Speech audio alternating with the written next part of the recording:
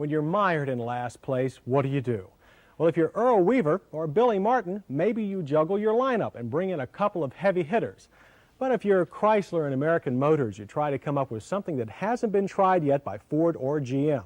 We're not talking about green stamps. We're talking about the latest incentive from the bottom of the Detroit standings. It's a 5-year, 50,000-mile warranty.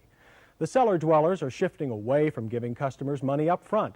The companies would rather pay the freight later, as warranty work needs to be done. Both Chrysler and AMC have 5-year limited warranties on the drivetrain and warranty protection against rust. This could, though, prove to be a mixed blessing for dealers. They don't have to come up with their share of rebate money up front, but they also will be losing revenue on sales of aftermarket warranties. And speaking of American Motors, Joyce, you have some information on the Renault R9.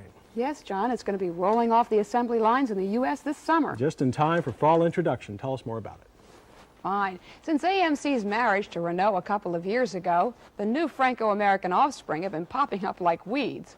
First came the 18i sedan, then the Fuego Sports Coupe, which we'll be road testing next week.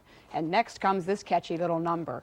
A few months back, we showed you this drawing, our idea of what the new Renault design car would look like, codenamed the X42. It's to begin production at AMC's Kenosha, Wisconsin plant this summer. Meanwhile, AMC has been letting bits and pieces about the car leak out. The basic model is already on sale in France, and it even won this year's European Car of the Year award. And in the spirit of international cooperation, AMC announced on St. Patrick's Day, for some reason, that the U.S.-built car would be called the Alliance. No doubt that's cement for the AMC-Renault link-up. And what does that new Alliance look like? Like this. Well, not exactly like this. For all you puzzle freaks out there, AMC playfully provided this jumbled version of the new car in their 1982 annual report. And our Motor Week artist is always up for a challenge, so he rearranged the puzzle pieces into a picture of an actual car. Behold, the 1983 Renault Alliance by AMC. The front-wheel drive 4- to 5-passenger subcompact will be powered by a French-made 1.4-liter 4-cylinder engine.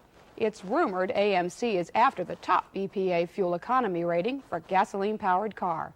At present, only a 4-door sedan will be offered, with a base price of around $6,500. This week's new product is aimed at all you street machiners with automatics whose pride and joy sees weekend duty at the local drag strip. This is the new V-Matic shifter from Mr. Gasket. This shifty little number has 2 modes of use. In its normal configuration, it functions like any normal shift lever, allowing the driver to shift freely between gears. But here's the tricky part. It converts to race car mode. To make the V-Matic a full race ratchet shifter, you place the lever in neutral, push down, and then the shift lever is ratcheted back to first gear. And no matter how hard the shift lever is pushed, the lever only goes 1 gear at a time, second, third, and neutral. You can't miss a shift. The universal V-Matic fits almost any Ford, GM, Chrysler, or AMC with automatic transmission. It's for the serious auto buff, of course, and it also has a serious price, $200. But it'll separate the onlookers from the real race nut at most auto retail stores. John?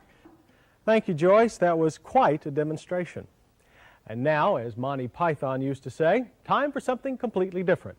A few weeks ago, we brought you the all-too-brief history of a man and his dream, Malcolm Brickland's SV1 gull-wing sports car. This week, we look at the latest effort by an automotive eccentric to swim upstream, ex-GM executive John Zachary DeLorean's sports car, otherwise and simply known as the DeLorean.